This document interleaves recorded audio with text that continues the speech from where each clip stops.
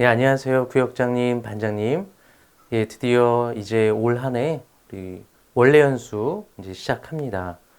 안타깝게 우리 직접 뵙고 또 좋은 만남을 우리가 준비해야 되는데 상황이 또 어렵고 비대면으로 해야 하기 때문에 올 한 해도 우리 원래 연수는 영상으로 함께 준비하겠습니다.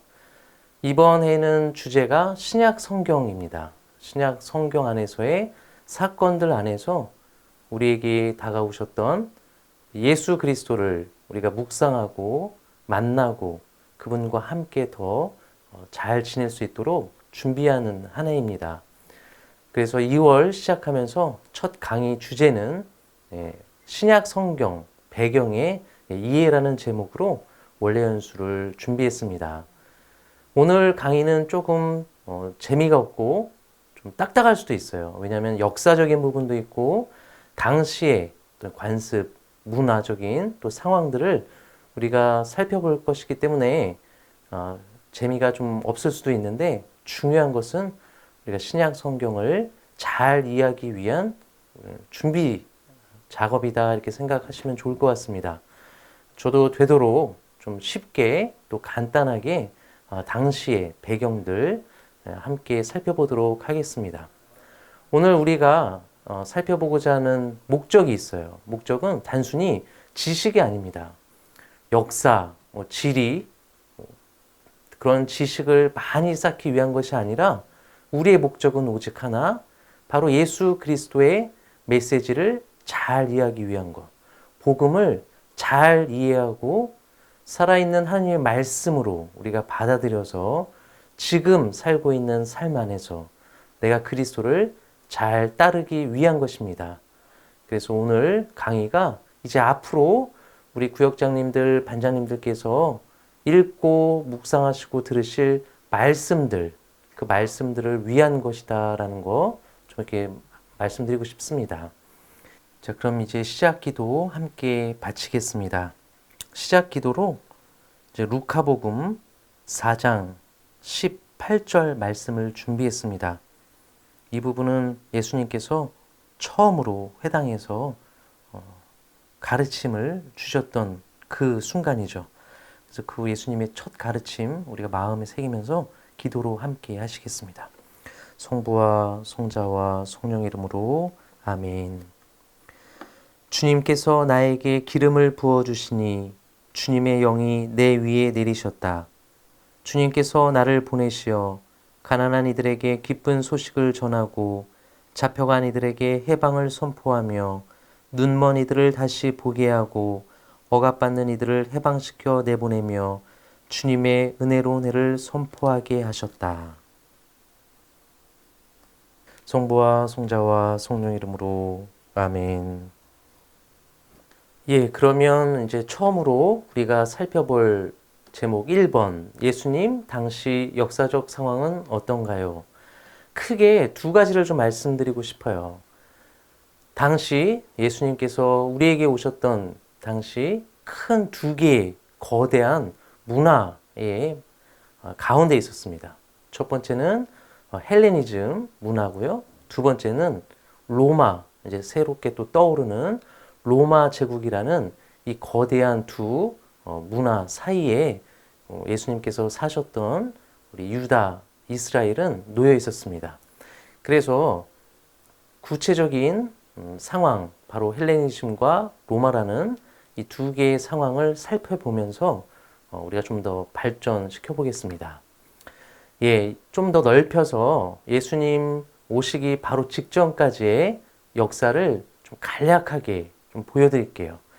먼저 우리 구약에서 바빌론 유배를 떠났던 이스라엘 기억하실 거예요. 근데 곧바로 페르시아라는 나라가 고대 근동을 지배하게 되고 다시 이스라엘로 귀환하게 됩니다. 그 이어서 그리스 문화가 이제 강력하게 나타나서 또 고대 근동의 넓은 땅을 차지하게 됩니다. 이 그리스 문화는 문화적으로 또 여러 가지 또 언어적인 면에서도 그렇고 강한 영향을 끼쳤습니다. 그래서 독특한 헬레니즘이라는 문화를 만들게 되고 로마 시대까지도 이후에까지도 그 문화적인 영향력은 너무나 컸습니다. 그 안에 우리 이스라엘이 놓여 있었던 것이죠. 근데 중간에 이 헬레니즘 문화 속에서 이스라엘에 대한 말살 정책, 또 탄압이 시작됩니다. 이에 우리 유다 마타디아스라는 사제와 그의 아들들은 이제 항쟁을 일으키게 되죠. 그래서 우리가 마카베오 상권 학원에서 볼 수 있는 이야기들, 마카베오 항쟁으로 시작을 해서 뒤이어 하스모니아 왕조라는 마지막 이스라엘의 독립 왕조를 우리가 보게 됩니다. 하지만 이것도 잠시뿐이고 곧바로 로마라는 커다란 힘이 나타나서 다시 이스라엘은 로마라는 강력한 나라의 또 식민지로 전락하게 됩니다. 이것이 예수님이 우리에게 오시길 때까지의 간략한 역사적인 운맥입니다. 지도를 한번 준비해 봤어요. 지도를 보시면 그래도 좀 더 당시 상황을 좀 이해하시는 데 도움이 될 것 같아요. 먼저 아까 도표에서 처음 바빌론 제국 말씀을 드렸는데 예루살렘에서 신바빌로니아 왕국에 의해서 이스라엘은 유배를 떠나게 되죠. 지금이야 이게 먼 거리가 아닐 수 있지만 비행기 타면 금방 갈 거예요. 하지만 당시 2500년 전 그때는 교통이 발달하고 통신이 발달하지 못했던 시절에는 아주 머나먼 땅이었죠. 아마 이동 중에도 어떠한 일이 있을지 모를 여정이었어요. 위험에 노출되어 있는 여정. 이 머나먼 바빌론 땅으로 이쪽 지방입니다. 바빌론 땅에서 유배를 하다가 뒤이어 곧바로 페르시아라는 또 강력한 나라가 나타나서 이 부분을 다시 다스리게 됩니다. 그래서 페르시아 제국을 맞이해서 이스라엘 사람들은 이제 유배 생활을 마치고 바빌론에서 예루살렘으로 이렇게 귀환하는 여정을 또 겪게 되죠. 그런데 곧바로 다시 그리스, 마케도니아에서 강한 힘이 일어나 이 근동의 땅을 다스리게 됩니다. 아까 말씀드렸죠. 하지만 중간에 이제 이 그리스의 한 왕조가 이스라엘을 다스리는 왕조가 전통적인 유다교 말살 정책에 시작하게 되었고 이에 유다는 항쟁을 일으킵니다. 그래서 항쟁은 성공을 했어요. 처음에 마이너스 167년, 기원전 167년에 마타디아스라는 사제와 5 아들이 이제 셀레우코스라고 하는 좀 어렵지만 셀레우코스라고 하는 당시의 왕조에 대항해서 항쟁을 일으키게 됩니다. 기원전 164년에 드디어 마카베오라고 하는 불리는 유다에 의해서 성전을 되찾습니다. 성전을 되찾고 이 기쁨을 축제로 지금까지도 지냅니다. 좀 어려운 말로 하누카라고 하는데 바로 성전을 되찾고 다시 봉헌한 것을 기념하는 빛의 기쁨의 축제이죠. 유다 마카베오. 하지만 그 뒤를 이어 셀레우코스 왕조의 군대 힘은 강했어요. 계속 싸워야만 했습니다. 유다가 죽고 나서 그의 동생 요나탄이 이어서 항쟁을 이끕니다. 그리고 요나탄도 죽고 그 이어 형 시몬에 의해서 항쟁은 이어가고 이 시몬에 이르러 실질적인 독립을 이룹니다. 그것이 대충 마이너스 한 142년 바로 하스모니아 왕조 시작을 이루는 시점이라고 할 수 있습니다. 그리고 그의 아들 요한 히르카누스 1세에 와서 이제 한 독립된 왕조로서 여러 가지 틀을 만들어 나가죠.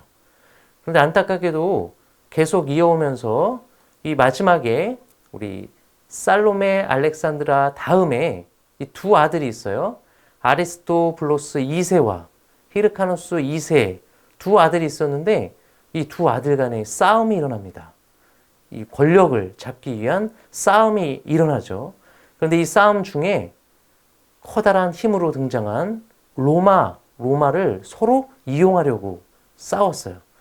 그러던 와중에 하스모니아 왕조는 완전히 이제 망하고 로마가 기원전 63년에 예루살렘을 정복하고 다시 이스라엘은 로마의 식민지로 떨어지게 됩니다. 여기 히르카누스 2세 밑에 괄호 열고 안티파트로스라고 써 있습니다. 바로 이 두 아들의 싸움 중에 로마의 힘을 아주 교묘하게 이용해서 실질적인 유다 땅에서 권력을 장악한 이가 있으니 바로 이 사람이 안티파트로스입니다. 이 안티파트로스가 바로 헤로데 대왕의 아버지이죠. 헤로데 가문은 바로 이때 실질적인 권력을 잡고 전면에 나타나게 됩니다. 그 뒤 이제 우리 헤로데 한 가문의 역사를 간략히 한번 볼게요. 제가 본당에 있을 때 적지 않은 질문이 그랬어요. 신부님, 왜 복음서를 읽다 보면 헤로데가 이렇게 많이 등장합니까? 여기서도 헤로데 나오고 또 저기서도 헤로데 나오고 죽었다고 그랬는데 또 헤로데가 나오고 그래서 또 복음을 우리가 이해하는데 또 어려움을 겪으시는 제 모습을 봤어요. 그래서 오늘은 이 자리를 빌어 헤로데 대왕 우리 가문을 지금 보시는 이렇게 도표로 좀 간략하게 정리해 봤어요. 조금 전에 말씀드렸듯이 이 두 왕자, 마지막 왕조의 두 왕자의 싸움을 틈타 또 로마의 아첨을 해서 로마의 힘에 의해 유다의 지도자로 이 헤로데 대왕의 아버지 안티파트로스가 등장을 하죠. 그 안티파트로스가 죽고 나서 이제 헤로데 대왕이 이 유다 땅을 다스리게 됩니다. 로마는 이 헤로데 대왕을 인정해 줬어요. 헤로데, 너를 유다의 왕으로 인정하노라. 그래서 로마의 힘을 입어 본격적으로 헤로데 대왕이 우리 유다 땅을 다스리게 되죠. 근데 이 헤로데 대왕은 기원전 4년에 죽습니다. 기원전 4년에 죽어요. 그래서 바로 일대가 우리가 아는 헤로데 대왕인데 헤로데 대왕과 관련된 이야기는 무엇이 있죠? 바로 예수님의 탄생입니다. 예수님 탄생 때 등장하는 헤로데가 바로 일대 헤로데 대왕입니다. 동방박사의 만남을 통해서 질투에 불탄 헤로데 대왕이 아기 예수님을 죽이려고 우리 죄 없는 아기들을 학살했죠. 그때 등장하는 잔인한 왕이 바로 헤로데 대왕입니다. 하지만 헤로데 대왕은 이렇게 예수님 탄생 즈음에 기원전 4년에 죽고 이 땅을 이을 이제 후계자를 정해야 되는데 여러 어려움이 있었어요. 여기에 또 싸움들이 있었고 또 시기, 질투 등 어려움 끝에 우리가 알고 있는 바와 같이 이대라고 써 있는 세 아들들에게 땅을 나누어 주었습니다. 이 중에 가장 첫째인 헤로데 아르켈라우스는 반 정도 아버지의 반을 넘는 땅을 차지하게 됩니다. 가장 중요한 땅들, 유다, 예루살렘이 있는 유다 지역, 그리고 또 이두메아 지역, 사마리아 지역을 다스리게 되죠. 그리고 두 번째 아들에게 헤로데 안티파스에게는 갈릴레아 지방을 물려주게 됩니다. 그리고 세 번째 헤로데 필리포스는 요르단강 건너편 이방 민족의 땅을 물려주게 됩니다. 또 자세한 거는 다음 또 지도에서 보여드리도록 할게요. 그래서 헤로데 아르켈라스는 아버지의 가장 중요한 땅을 물려받았지만 폭정을 하다가 일찍 로마에 의해 쫓겨납니다. 불과 10년도 못 다스렸어요. 그래서 헤로데 아르켈라우스가 쫓겨나고 바로 기원 후 6년 정도에 이 땅들은 로마의 총독에 의해서 다스려지게 돼요. 원래 로마는 속주들, 정복한 속주의 파견을 해서 우리 행정관을 파견해서 직접 다스렸는데 유다만은 고유한 신앙과 또 민족의 특징을 감안해서 이렇게 민족 영주를 뽑았어요. 그런데 헤로데 아르케올로스가 쫓겨나고 나서는 이제 로마에서 관리를 파견해서 직접 다스리게 됩니다.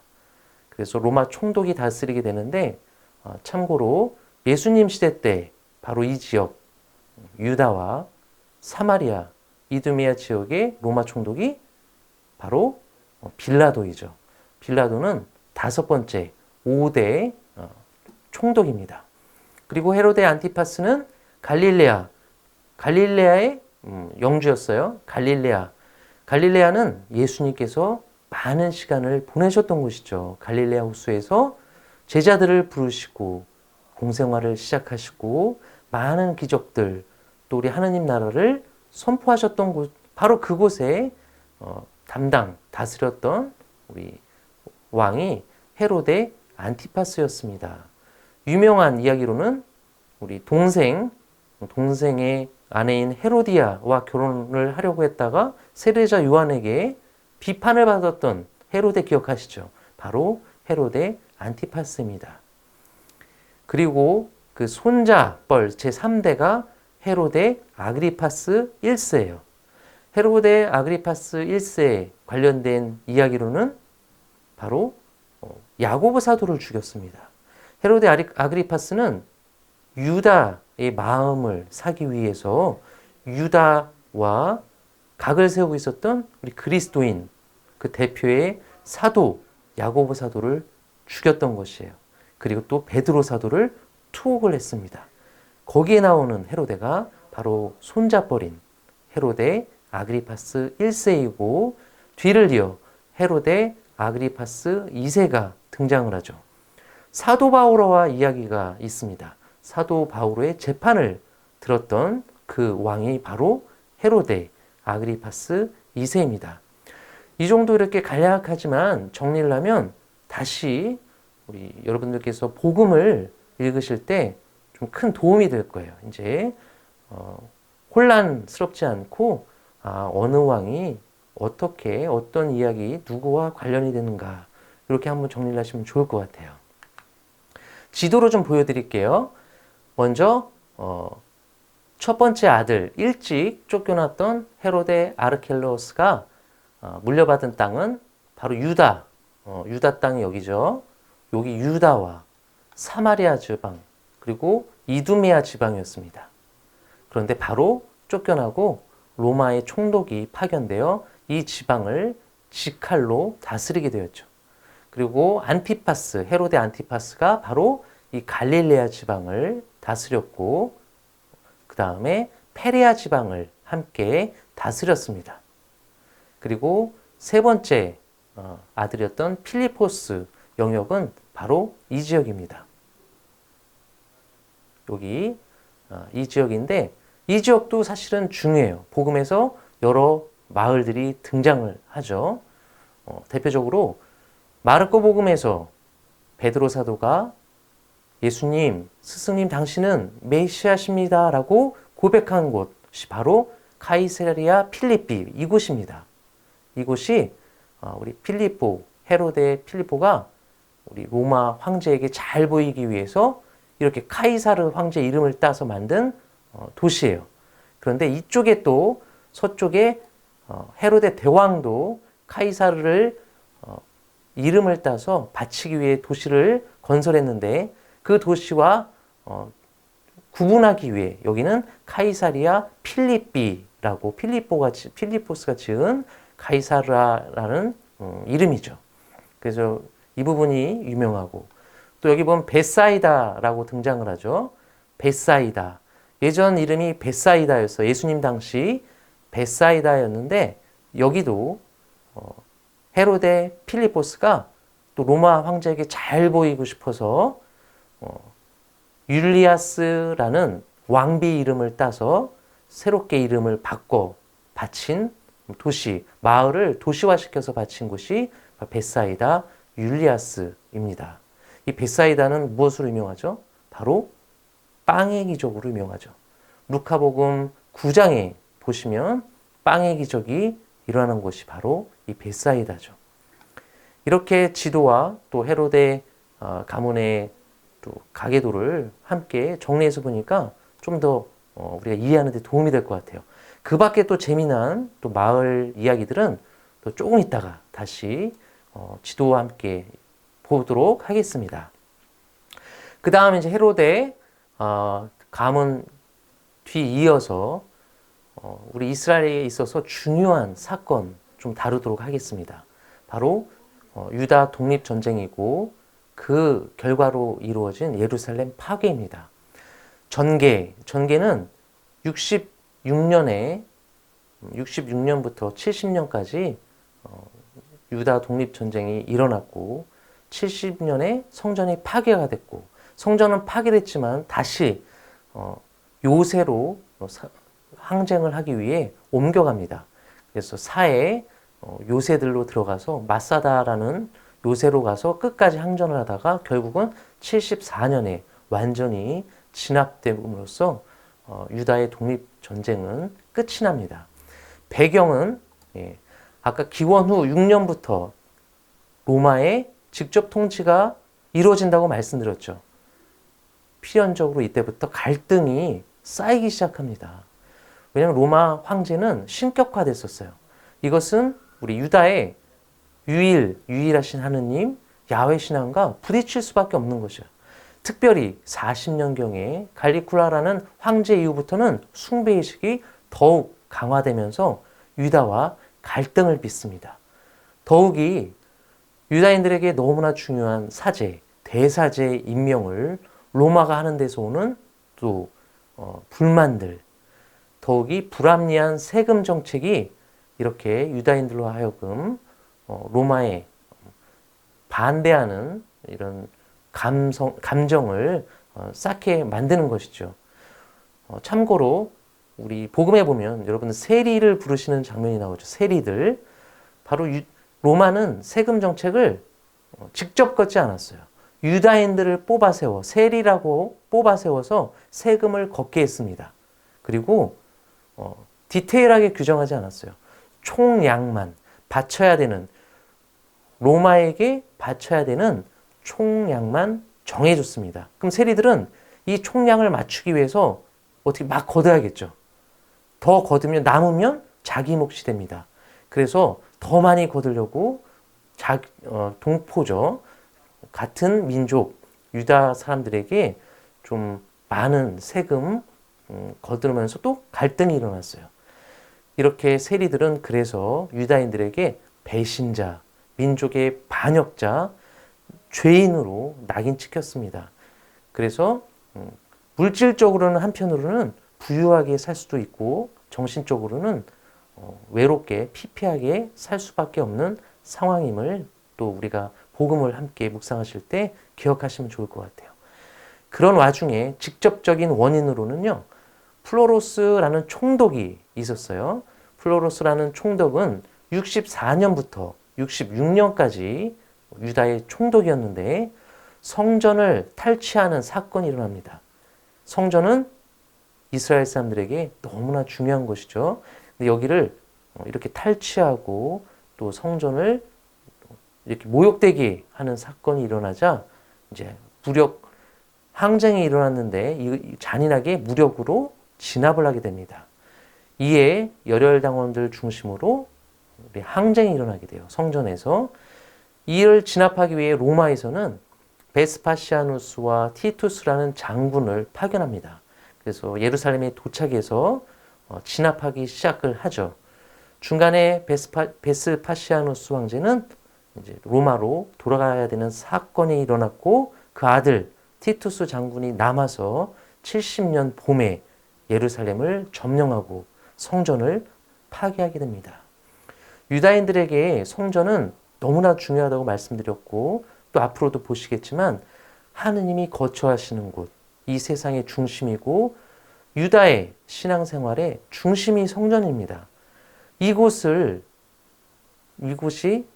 파괴된다는 것 이미 한번 체험을 했죠. 바빌론 유배를 가면서 한번 체험했어요. 또 두 번째 체험을 하게 됩니다. 로마에 의해서 체험을 하게 되죠. 이 사건은 유다인들에게는 커다란 충격적인 사건이었어요.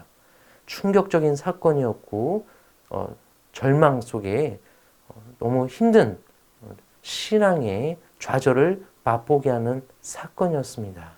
그래서 이 예루살렘 성전 파괴에도 복음서에 암시되어 있음을 또 이렇게 좀 말씀을 드릴게요. 그 다음에 유다 항쟁이 완전히 진압되었죠. 하지만 이 갈등과 불만들은 계속해서 존재했었어요. 그러다가 이제 두 번째이자 또 마지막 항쟁이 일어나게 됩니다. 바로 바르코크바라는 사람에 의해서 이제 시작된 항쟁인데 132년에 시작이 돼서 135년에 끝났습니다. 이 배경은 하드리아누스 황제의 정책들 때문에 그래요. 예루살렘 성전이 파괴되고 그 자리에 또 다른 성전을 염원하던 유다인들에게 놀라운 소식이 오게 되죠.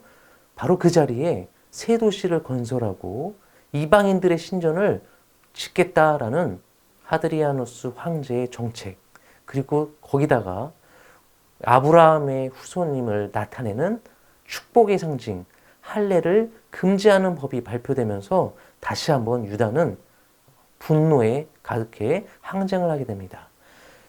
성공하는 듯 하였으나 다시 로마에 의해서 처참히 진압하게 됩니다. 이 바르코크바 항쟁 결과는 이제 유다인들의 예루살렘에서 완전한 추방입니다. 성전도 잃었고 유다인들은 이제 예루살렘 땅에 발을 디딜 수가 없게 되는 거죠. 이때부터 우리가 알고 있는 현대 우리 2차 세계대전이 끝나고 이스라엘이 다시 건국할 때까지 유다인들은 이제 세계 곳곳을 돌아다녀야 됐었어요. 나라를 잃고 땅을 뺏기고 성전을 이제 다 뺏긴 그들은 다시 이곳저곳을 떠다니며 지내야만 했습니다. 예, 여기까지 좀 역사 부분에 대해서 좀 말씀을 드렸어요. 좀 어렵고 긴 이야기일 수 있는데 최대한 좀 간단하게 말씀을 좀 드렸습니다. 이 배경하에 바로 예수님이 구체적인 장소 이스라엘에 오셨다는 거, 육화되어서 우리에게 우리의 모습으로 오셨다는 거, 그래서 더 이해하는데 좀 전제 배경으로 좀 이렇게 정리해서 드렸고요. 그 다음부터는 약간 주제를 좀 바꿔서 좀 지리를 좀 보도록 하겠습니다. 예수님께서 활동하신 곳은 어디일까요? 이스라엘은 이렇게 크게 세 지역으로 우리가 볼 수 있어요. 이미 아까 우리 헤로데 가문 지도 때 좀 살짝 말씀을 드렸는데 북쪽으로 갈릴레아 지방이 있습니다. 중간에 사마리아 지역이 있고 남쪽에 유다 지역이 있는데 바로 이곳에 수도인 예루살렘, 또 성전이 있는 예루살렘이 있는 곳이죠. 지도로 또 같은 지도인데 한번 보실게요.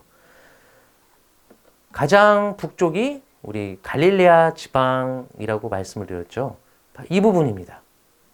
지도를 여기서 한번 보시면서 지리를 정리하시면 이제 앞으로 말씀, 복음서를 묵상하시고 또 기도하실 때 좀 더 도움이 될 것 같아요. 도대체 이 마을은 어디야? 어디에 붙어 있는 거야? 아마 좀 우리가 전혀 감을 잡을 수가 없었죠. 그래서 오늘 한번 보실게요. 다시 한번. 북쪽에 갈릴레아입니다. 이곳이 왜 중요하냐? 바로 예수님의 주 활동 무대였었어요. 이 갈릴레아 지방에 이곳이 바로 갈릴레아 호수입니다. 갈릴레아 호수. 갈릴레아 호수를 따라서 이렇게 마을들, 도시들이 형성돼 있어요. 이렇게 우리가 복음에서 잘 듣는 마을들이 다 여기 있습니다. 먼저 가파르나움 많이 들어보셨죠? 가파르나움이 갈릴레아 호숫가에 여기에 있습니다. 이 갈릴레아 호수에 있는 마을 중에서도 가파르나움은 너무나 중요합니다. 왜 중요하냐면 예수님이 공생활을 시작하신 곳이에요. 그리고 가장 많이 활동하신 곳이고 제자들을 부른 곳도 바로 이 가파르나움입니다. 그래서 베드로의 집터도 가파르나움에 있어요. 집터다라고 추정하고 성전을 지었습니다. 아마 예루살렘 성지순례, 물론 이스라엘 성지순례를 가신 분들은 아마 꼭 들리셔서 보셨을 거예요. 가파르나움. 여기서 또 루카복음에 의하면 예수님께서 처음으로 희년을 반포하시면서 회당에서 가르치시죠. 루카복음에 의하면 나자렛이십니다. 예수님께서 자라난 곳 나자렛입니다. 그런데 마르코에 의하면 1장에 예수님께서 처음으로 회당에서 가르치신 곳이 바로 가파르나움입니다. 그래서 여기 가파르나움, 중요한 가파르나움 한번 보시고요. 그 밑으로 막달라라는 마을이 있습니다. 많이 들어보셨죠? 막달라 하면 떠오르는 여인이 있죠. 누구죠? 마리아 막달레나라고 많이들 표현을 하죠. 그 말은 막달라 마을에 사는 마리아라는 뜻이에요. 마리아는 흔한 이름이죠. 우리 성모님도 이름이 마리아시고 마리아라는 흔한 이름을 가진 여인인데 특별히 막달라라는 동네에 살았던 마리아가 우리가 복음에서 만나는 그 마리아 막달레나입니다. 그리고 그 밑으로 티베리아스라고 써 있죠. 이 티베리아스. 아까 헤로데 필리포스가 우리 로마 왕자한테 잘 보이려고 도시를 만들어서 바쳤다고 했는데 갈릴레아를 다스렸던 헤로데 안티파스도 똑같습니다. 우리 2대 황제, 1대 아우구스투스 황제의 뒤를 이어 14년부터 2대 황제로 다스렸던 티베리우스 황제를 기리기 위해 만들어 바친 도시가 바로 티베리아스입니다. 갈릴레아 호수가에 있어요. 그래서 이거는 새로 지은 도시죠. 그래서 이 갈릴레아 호수가에서 있는 마을 중에 가장 큰 도시로 만들었습니다. 그리고 약간 왼쪽으로 이렇게 내려오시면 여기 뭐가 있죠? 바로 나자렛이 있습니다. 나자렛은 예수님께서 자란 곳이에요. 예수님께서 자란 곳. 그리고 우리 공간복음 끊임없이 나오죠. 나자렛 사람 예수. 바로 나자렛은 여기에 위치하고 있고요. 산골 마을이에요. 작은 마을이고 높은 지대에 있는 곳입니다. 이 나자렛에서 가파르나움까지 한 50km 정도 돼요. 나자렛에서 밑에 예루살렘까지 한 140km 정도가 됩니다. 그리고 이 갈릴레아 호수를 건너면 아까 말씀드린 벳사이다가 있고 코라진이 있습니다. 코라진과 벳사이다에서도 예수님께서 많은 가르침을 주셨죠. 그래서 코라진, 벳사이다 특별히 또 이 불행하도다라고 말씀을 들었던 곳이에요. 예수님께서 그렇게 많은 가르침 활동 안에서 여러 기적들도 보여주고 했는데 회개하지 않고 그 마음으로 우리 예수님을 받아들이지 못했던 그곳을 우리가 떠올릴 수가 있습니다. 예, 이렇게 있고요. 이제 갈릴레아에서 바로 밑에 중부 지방이 바로 사마리아입니다. 사마리아는 역사적으로 이스라엘, 유다 사람들이 경멸하던 사람들이에요. 종교적인 이유 때문에 또 정치적인 이유 때문에 사이가 안 좋았어요. 그래서 사마리아는 유다 사람이라면 가서도 안 되고 사마리아인은 만나서도 안 되는 그런 배경이 있습니다. 그래서 여러분들 혹시 사마리아 여인을 만나는 장면, 그 장면을 한번 떠올려 보세요. 사마리아 여인을 만나는 장면. 예수님께서 사마리아 여인을 만났다는 것은 놀라운 사건이죠. 제자들도 불만이었을 거예요. 아니 스승님 왜 저런 사마리아 사람을 만납니까? 나중에 또 계속해서 말씀드리겠지만 바로 예수님의 구원 의지 안에, 여정 안에는 모든 사람, 그 어떤 사람도 포기할 수가 없는 거예요. 그것이 바로 하느님의 자비, 하느님의 사랑의 의지입니다. 그것을 우리 예수님께서 우리에게 온전히 보여주셨죠. 예, 그 밑으로 바로 유다 땅이 나옵니다. 유다 땅에서 가장 중요한 곳이 바로 수도 예루살렘입니다. 여기 있어요. 사해에서 멀지 않습니다. 예루살렘이 있고 예루살렘 가는 길목 이 요르단 쪽으로 예리코, 우리 예리코의 소경이 등장하죠. 예리코가 있고 또 엠마오는 여기 붙어 있고 그 바로 밑으로 베틀레헴, 바로 베틀레헴이 바로 여기입니다. 이 유다는 예수님이 이 북부 갈릴레아에서 마지막 당신이 가야 되는 곳, 당신의 무덤이 있는 곳. 하지만 당신의 죽음 안에서 새로움의 완성을 기다리고 또 그 이루셔야 했던 곳, 바로 예루살렘입니다. 요한복음에 의하면 예수님은 예루살렘에 여러 차례 가셨어요. 다른 유다인들과 마찬가지죠. 축제를 지내기 위해 성전이 있는 예루살렘으로 가서 제사를 지내고 기도해야 하는 당시의 문화 또 종교 따라서 충실했던 예수님도 여러 번 예루살렘 성전에 가셨습니다. 예, 다음으로 그러면 예수님께서 쓰신 언어에 대해서 좀 보겠습니다. 여기서 좀 퀴즈를 나갈게요. 이제 좀 지루할 시간에 퀴즈를 드릴게요. 약간 좀 어려울 수도 있어요. 예수님께서 일상적으로 쓰신 언어는 무엇인가요? 여기서 일상적으로라는 단어를 잘 참고하셔야 돼요. 보기를 드릴게요. 1번 히브리어, 2번 아카드어, 3번 아람어, 4번 그리스어. 몇 번일까요? 거의 다 맞추신 것 같은데요. 정답은 3번 아람어입니다. 아람어예요. 우리가 보통 히브리어라고 많이 알고 있는데 여기서 언어를 잠시 정리하고 갈게요.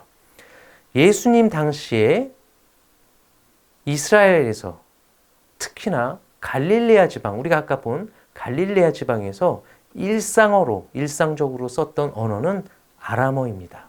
히브리어가 아니에요. 히브리어는 더 옛날에 조상들이 쓰던 말이에요. 예를 들어 구약은 거의 대부분 히브리어로 써 있습니다. 그리고 일상적으로 쓰던 언어는 아람어입니다. 왜냐하면 이스라엘이 바빌론으로 유배를 떠나죠. 우리 첫 장에서 함께 역사 부분에서 봤습니다. 바빌론 유배로 떠나면서 당시에 고대 근동에 공용어로 쓰던 아람어를 접하게 됐습니다. 그리고 그 아람어는 강력한 힘을 발휘해서 여기저기에서 국제 공용어처럼 쓰이게 됐어요. 그 자연스럽게 이스라엘도 아람어를 접하고 시간이 흐르고 특별히 예수님 시대 아람어가 이제 국제 공용어처럼 쓰이던 시기에는 일상 언어로 아람어를 쓰였습니다. 그래서 구약 성경이 쓰인 히브리어를 이제는 완전히 다른 언어는 아니지만 이해하는데 어려움이 있을 정도로 다르죠. 그래서 아람어로 회당 같은 데서 히브리어 경전, 구약 성서를 읽고 설명은 아람어로 하는 그런 우리 종교의 문화를 우리가 또 볼 수가 있어요. 예수님 같은 경우 회당에서 가르치셨죠. 아까 말씀드린 대로 루카에서는 4장에서 나자렛 회당에서 가르치셨고 마르코복음 1장에서는 가파르나움 회당에서 처음으로 당신의 가르침을 주십니다. 그러면 당연히 히브리어로 쓰여진 성경 두루마리를 읽으실 때는 히브리어로 쓰셨겠죠. 하지만 일상적으로 쓰신 것은 바로 제자들과 함께 쓰였던 언어는 아람어다라고 말씀을 드리고 싶고요. 또 거대한 그리스 문화의 힘을 아까 말씀드렸듯이 당시에 또 중요한 언어가 히라버였습니다. 히라버는 그리스어예요. 고대 그리스어입니다. 고대 그리스어로 신약 성경들이 대부분 쓰였어요. 왜냐하면 그 당시에 또 신약 성경이 쓰였던 로마 제국 동부에서는 히라버가 그리스어가 마치 국제 공용어처럼 쓰였기 때문에 모든 학문과 또 문화 지식인들 사이에서는 히라버가 두루 쓰였습니다. 그래서 정리를 하면 구약 성경이 쓰였던 언어는 히브리어고 예수님 당시 일상적으로 썼던 언어는 아람어고 신약 성경이 쓰였던 언어는 고대 그리스어, 우리가 한자 음차를 해서 히라버라고 표현하지만 그리스어입니다. 그래서 여러분들 복음을 보시면 예를 들어서 이런 표현 들으셨을 거예요. 예를 들어 골고타는 뭐 해골산이라는 뜻이다. 또는 에파타는 열려라 라는 뜻이다 라고 부연 설명을 합니다. 그것은 아람어를 모르는 사람들에게 히라버로 아람어 뜻이 무엇인지 설명한 흔적이죠. 이것까지도 보시면 좀 더 도움이 될 거예요. 그리고 또 이런 질문을 많이 받아요. 아니, 화폐의 종류가 왜 이렇게 많습니까? 이런 또 질문을 많이 받는데 좀 간단히 정리해 볼게요. 이유는 간단합니다. 이렇게 그리스 문화, 로마 문화에 섞여 있는 이스라엘은 그래서 화폐도 로마의 화폐들이 쓰였고 그리스 화폐들이 쓰였고 이스라엘 본연의 화폐가 쓰였겠죠. 그래서 로마의 화폐에 쿼드란스가 있고 데나리온이 있고 탈렌트가 있습니다. 많이 들어보셨죠? 그리스 화폐로 렙톤이 있고 드라크마가 있고 스타테르, 미나가 있습니다. 다 복음에 등장을 합니다. 이스라엘, 특별히 성전세로 받았던 세켈이 있어요. 세켈이 이렇게 있습니다. 이 사이의 가치의 비교는 제가 이렇게 정리를 해봤어요. 이렇게 한번 보시면 되는데 딱 한 가지만 말씀드리면 탈렌트입니다. 왜냐하면 비유에서도 등장을 하죠. 마테오복음 18장 23절을 보시면 10,000탈렌트를 빚진 사람이 등장을 하죠. 그런데 왕은 다 탕감해 줍니다. 이 비유가 어떤 뜻일까? 이 말씀의 메시지를 잘 이해하고 묵상하기 위해서는 바로 이런 배경 우리가 이해를 하면 도움이 돼요. 10,000탈렌트를 빚진 사람이 등장을 하죠. 10,000탈렌트는 바로 전 페이지에서 보셨지만 1탈렌트는 6,000데나리온입니다. 그럼 10,000탈렌트는 6,000데나리온 곱하기 만이겠죠. 1데나리온은 하루 노동자의 임금이에요. 그 말은 10,000탈렌트는 6천만 일, 약 16만 년 일을 했을 때 얻을 수 있는 금액입니다. 현대 물가로 비교는 불가능하지만 그래도 좀 해보면 하루 우리 임금을 10만 원으로 가정할 때 10,000탈렌트는 6조 원 정도의 값어치를 갖는다라고 좀 비유적으로 좀 볼 수 있어요. 이 말은 비현실적인 금액이죠.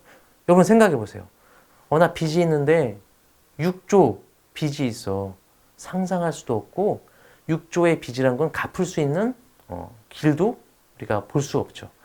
그래서 다시 이 말은 하느님이 우리의 죄를 이렇게 용서해 주시고 다 탕감해 주시고 받아 주신다는 사랑의 깊이를 이 단순한 화폐의 비유를 통해서도 알 수가 있어요. 이 속에 숨어져 있는 메시지는 바로 하느님의 너무나도 큰 사랑입니다. 우리 인간 그 누구의 죄보다도 크고 용서해 주시는 그분의 마음, 사랑의 깊이를 우리가 바로 이 단순한 비유 안에서 묵상해 볼 수가 있는 거예요. 그래서 공부를 하셨으니까 다음에 한번 또 기도하시고 묵상하실 때 한번 참고하시면 좋을 것 같습니다. 예수님 당시 성전세는 그러면 얼마였을까요? 답은 2분의 1 스타테르입니다. 여러분 스타테르 그리스 화폐 보셨죠? 1 스타테르가 4데나리온이었으니까 2분의 1 스타테르, 2데나리온, 이틀치 임금이 바로 성전세였습니다. 근거는 여러분 마테오복음 17장 27절을 보시면 보실 수 있어요. 그리고 다음 이제 페이지를 넘어가면 이스라엘의 신앙생활을 깊이 이해하는 몇 가지 좀 중요한 개념들을 정리해 보도록 하겠습니다. 먼저 성전, 축제, 율법, 바빌론 유배를 통해서 이후에 안식일, 율법, 회당 이런 축으로 우리가 정리를 하면 예수님의 가르침과 또 당시의 배경을 좀 더 이해해 볼 수 있을 것 같아요. 첫 번째로 성전입니다. 성전은 솔로몬이 처음 지었습니다. 기원전 957년에 지었는데 이미 여러 차례 말씀드렸듯이 바빌론 유배를 떠나면 성전이 파괴가 됩니다. 충격적인 사건이었죠. 그런데 곧 페르시아 시대가 오고 귀환 명령이 내려오고 나서 다시 이스라엘로 돌아와서 성전 재건을 합니다. 지루바벨이라는 우리 관리를 통해서 성전을 짓기 시작합니다. 그래서 기원전 520년부터 짓기 시작했는데 515년 완공을 합니다. 근데 이때 상황은 어려웠어요. 바빌론 유배에서 돌아왔고 모든 것이 어려운 시기에 성전을 짓는다는 것은 현실적으로 힘든 일이었습니다. 그래서 솔로몬 시대처럼 크고 화려하진 않고 소박하게 제2 성전이라 불리는 우리 주룹바벨의 지휘 아래 성전을 짓게 되죠. 그리고 헤로데, 아까 헤로데 대왕 기억나시죠? 우리 1대 헤로데 대왕, 할아버지 헤로데 대왕 때 헤로데가 성전을 짓는 것은 아니에요. 증축을 합니다. 왜냐하면 주룹바벨이 지은 성전은 소박하고 작았기 때문에 헤로데가 증축을 하는데 솔로몬 시대 때 지었던 성전보다도 더 화려하게 짓습니다. 왜냐하면 헤로데는 사실 유다 민족이 아니었어요. 에돔, 이두메아 지역의 사람이었기 때문에 유다인들의 환심을 사야 했고 다스리기 위해서 또 그들의 마음을 얻어야 했습니다. 그래서 가장 중요했던 성전을 화려하게 개축을 하는데 기원전 20년부터 시작을 해서 손자버린 아그리파스, 헤로데 아그리파스까지 64년, 기원 64년까지 증축 완공을 하게 됩니다. 성전 이 정도 말씀드리고요. 성전의 의미는 이미 말씀드렸어요. 유다인들에겐 신앙의 중심, 하느님이 거주하는 곳이죠. 하느님의 집이고 하느님과 만남의 장소이고 바로 이곳에서 제사를 통해 하느님과 화해하고 속죄하는 장소입니다. 그러니 이 중요성 더 표현할 수 없죠. 그 중요성을. 그리고 초기 교회 우리 그리스도교 공동체들에게도 중요한 곳이었습니다. 예수님께서도 여러 번 방문하셨고 우리 초기 그리스도교 공동체 사도들도 날마다 한 마음으로 성전에 모여서 예수님의 사건, 가르침을 기억하고 함께 기도하고 특별히 사도들은 예수님의 복음을 설교하던 장소였습니다. 성전의 모습은 이렇게 좀 보실 수 있어요. 우리 성전 그냥 복음서에서 계속 만나는 성전인데 아마 정확하게는 못 배우셨을 거예요. 이게 우리 헤로데 대왕이 증축한 성전의 모습입니다. 여기가 문이에요. 문을 통해 들어가면 여인들은 여기까지 들어갈 수 있었어요. 여자들은. 그래서 여인들의 뜰, 바깥들은 여인들의 뜰이라고 불렀고 여기 통해서 이 문을 통해서 들어가면 남자들은 또 여기까지 들어갈 수 있었어요. 이게 이스라엘의 뜰이고 사제들은 이제 이 안뜰까지 들어갈 수 있습니다. 여기가 이제 제단이 번제물을 바치는 제단이 있고 제물을 잡는 곳이 있죠.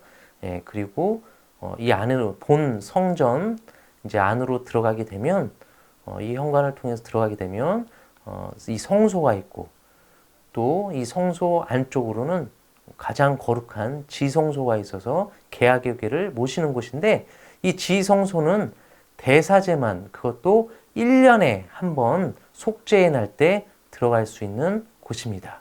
이렇게 성전의 모습을 간략하게 보시고 또 우리가 복음을 이해할 수 있는 좋은 또 배경 축제가 있습니다. 그런데 축제는 제가 작년 9월 원래연수 동영상으로 강의를 했어요. 그래서 간략하게 눈으로 한번 보시고 넘어가겠습니다.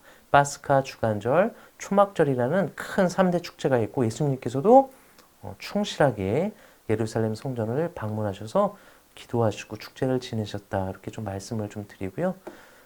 그 다음에 회당 문화가 있습니다. 히라버 시나고게에서 유래했는데 집회, 장소 이런 뜻이 있어요. 예수님 시대의 예루살렘에 480개가 있다고 전해지는데 사실 과장된 숫자라고 합니다. 중요한 것은 그만큼 회당이 일반적인 중요한 곳이었다. 유다인들에게 그 점을 좀 말씀드리고 싶고요. 기도하는 장소에 있고 또 성서를 연구하는 방들로 이루어져 있습니다. 이 회당은 하나님의 말씀, 율법 교육의 중심의 장소입니다. 성전이 바빌론 시대에 이제 성전이 파괴가 되고 나서 기도할 곳이 없어졌잖아요. 그때 이제 생겨나기 시작한 것이 아닌가라고 보고 있어요. 그래서 유배식 이후에 회당 문화가 활성화되었고 또 성전의 기능을 한 축을 대체하는 유다교의 한 신앙의 문화다. 이렇게 좀 보시면 되겠습니다. 또 중요한 우리 개념이 안식일입니다. 안식일은 이스라엘 사람들에게 너무나 중요했어요. 너무나 중요한 어느 정도 중요했냐? 여기 보시면 유다인의 율법은 600개 이상인데 그 중에 4분의 1, 5분의 1 정도가 안식일과 관련된 율법이었습니다. 그만큼 중요했다. 안식일은 역시 바빌론 유배 이후에 이스라엘에게서 중요한 자리를 잡죠. 바로 율법과 안식일은 모든 걸 빼앗기고 힘든 시기를 겪었던 이스라엘인들이 정체성을 유지하고 하느님 백성으로서 그 생활을 지킬 수 있는 방법이었어요. 더 잘 하느님 백성으로 남고 유혹에 흔들리지 않기 위해서 안식일과 율법, 특히 정결 예식을 철저히 지켰습니다. 그래서 율법과 정결례 바로 하느님의 거룩함을 닮을 수 있도록 노력하자라는 생각으로 발전되었는데 아쉽게도 예수님 당시에는 너무 외형적인 형식에 얽매여서 그 정신을 잃어버려서 예수님이 안타까워하고 또 바리사이들을 비판하시는 모습을 우리가 볼 수 있죠. 이제 신약 성경에 대해서 또 간략하게 말씀드리고 좀 마무리를 하려고 해요. 신약 성경은 총 27권 다 아실 거예요. 네 가지 양식으로 27권이 쓰여져 있습니다. 그 처음에 위치한 복음의 핵심 메시지는 바로 예수 그리스도입니다. 예수라고 하는 흔한 이름으로 오신 그분이 우리가 그토록 기다리던 메시아시다. 히라보로 그리스도시다. 이 말은 바로 구약을 완성하시는 메시아로서 예수님을 고백하는 거예요. 마르코 복음에도 계속해서 나오죠. 당신은 그리스도 메시아이십니다. 이 복음 핵심 바로 예수가 그리스도라는 것을 선포하는 거예요. 우리 모두의 구원자이고 우리를 새로운 하느님의 나라로 이끄시는 구원자 메시아이시다. 그래서 이게 너무나 중요한 내용이죠.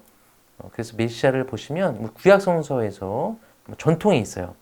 메시아 기름 부은 임금 축성하기 위한 동작이고 사제에게도 기름을 부었고 유배 이후에 이 메시아 사상은 이제 우리 이스라엘을 완전히 구원해 주실 그분으로 기다리는데 정치적인 성격을 띠고 있었어요. 그래서 사실 예수님 시대에 메시아 희망이 강렬했는데 왕권과 연결되어 있습니다. 강력한 왕권으로 이 식민지 시대, 이 힘든 식민지 시대, 특별히 로마로부터 우리를 구원해 주실 분, 우리를 다시 독립된 다윗과 같은 왕권하의 왕국으로 이끌어 주실 분이라고 여기저기서 기다렸고 나는 메시아다라고 여기저기 자처하던 사람들도 등장을 했습니다.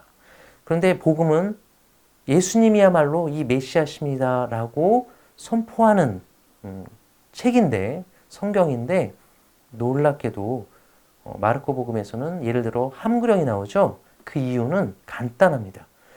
예수님이야말로 우리가 기다리던 메시아십니다라는 것이 복음의 핵심이지만 전제 조건이 있어요. 정치적인 왕의 모습이 아니라는 것이에요. 그분은 이 세속 왕의 모습이 아니라 다스리는 메시아가 아니라 끝까지 우리 인간 하나하나를 사랑하시기 위해 당신 모든 것을 내놓으시고 희생하시는 사랑의 왕이시다라는 것을 우리에게 보여주시기 위한 것이 그것이 순환과 부활로 나타납니다.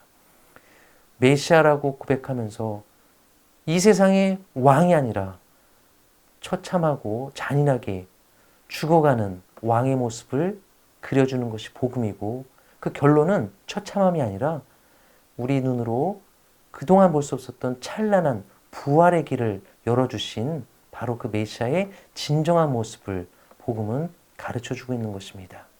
마지막으로 예수님의 바로 순환과 부활, 순환의 여정, 예수님의 순환과 부활이라는 주제로는 우리 다음 달에 이제 강의를 잘 들으실 거고요. 마지막 이 지도를 보면서 마무리하겠습니다. 아까 본 우리 성전, 이 성전이 있고 우리 예루살렘으로 들어가면서 이 올리브산을 통해서 이렇게 성전으로 바로 들어갈 수가 있어요.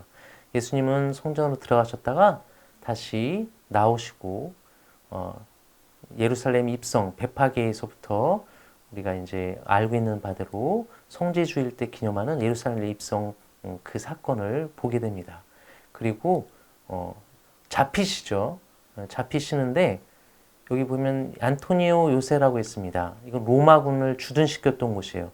혹시 모를 우리 유다인들의 폭동을 생각을 해서 로마 군대를 주둔시켰던 곳이 안토니아 요새이고요.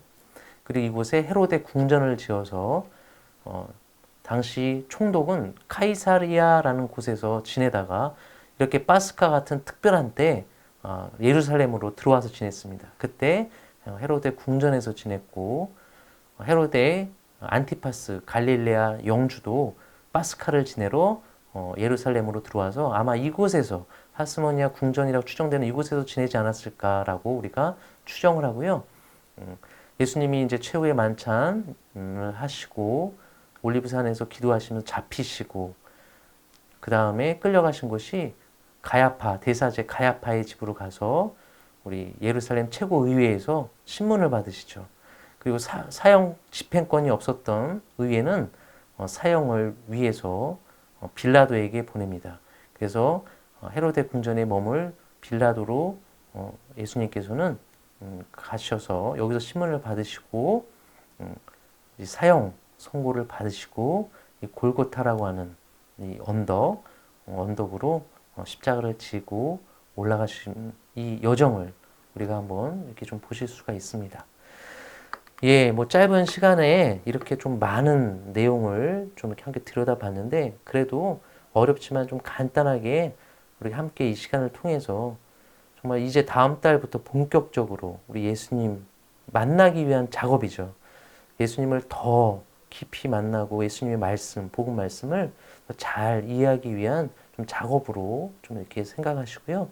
이제 3월부터 본격적으로 시작하는 우리 강의 안에서 우리 예수님과 함께하는 여정 또 그 안에서 우리의 신앙을 좀 성찰하고 좀 이렇게 묵상하시는 좀 좋은 기회가 되기를 바라는 마음으로 저도 기도로 늘 함께 하겠습니다. 마친 기도는 우리가 시작 기도로 바친 바로 그 말씀, 우리 해방의 선포, 우리 주님의 기쁜 소식을 다시 한번 기도로 바치시겠습니다.